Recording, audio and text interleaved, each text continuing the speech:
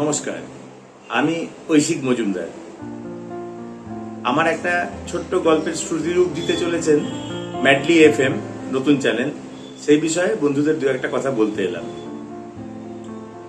ইংরেজিতে একটা কথা আছে, লিউসিড ড্রিমস, অর্থাৎ স্পষ্ট স্বপ্ন।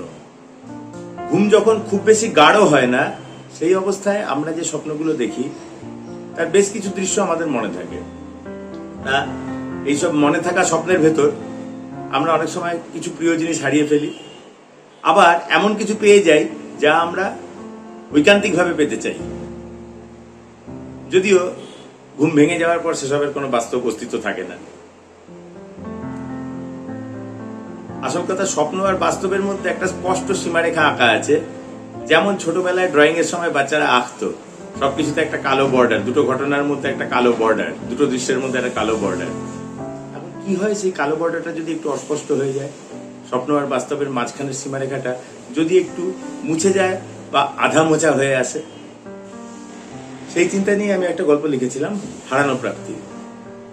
এই গল্পেরই শ্রুতিরূপ দিয়েছেন এই ম্যাডলি এফএম, এই কলাকুশলীরা। তারা প্রয়াস করেছেন, যথাসাধ্য করেছেন।